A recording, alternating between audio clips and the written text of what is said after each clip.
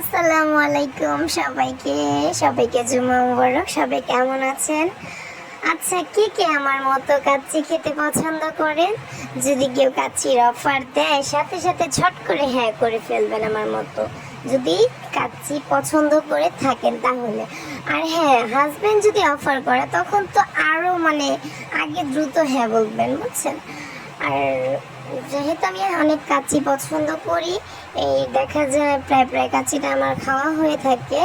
আর সেদিন ছিল আমার ঘরে মেহমান আসছিল, ওনাদের নিয়ে একসাথে কাচ্চি খাওয়া দাওয়া করলাম। তারপরে তার আগে কিন্তু আমি নাস্তা করেছি, নাস্তা করার পরেও কাচ্চিটা আনার পর পেটে ক্ষুধা ছিল না, কিন্তু আমার সহ্য হচ্ছিল না, কতক্ষণে কাচ্চিটা খাবো।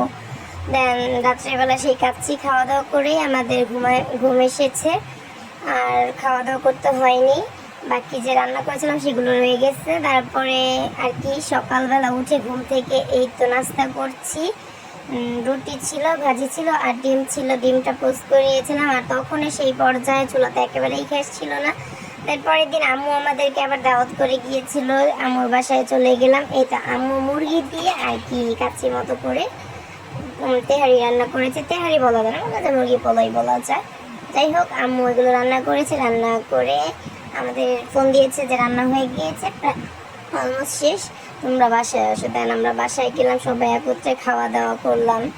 তখন আর দেখা যায় ভিডিও করা হয়নি, ক্যাপচার করা হয়নি। দেন এই তো আমি আপনাদেরকে শেয়ার করছি। দেখেন আম্মুর বিরিয়ানির কালারটা কি সুন্দর হয়েছে। আম্মুর হাতের বিরিয়ানি যেহেতু ভালোই হবে, তাই না? আর সবসময় নিজের হাতের খাবার কিন্তু ভালো লাগে না, মাঝে মধ্যে দিয়ে অন্যের হাতের, আম্মুর হাতের বা অন্য কারোর হাতের খাবার ভালো লাগে। আর এই তো এখানে আমার আঙ্কেল লেট করে আসছিলো, উনি খাওয়া দাওয়া করছিল। আর সাথে ছোট আন্টিও এসেছিল, আর নানু আগে থেকে আম্মুর বাসায় ছিল, আর ওইখানটাতে আমি আমার হাজব্যান্ড দাঁড়িয়েছিলাম। দেন সন্ধ্যার সময় বাসায় চলে আসছিলাম।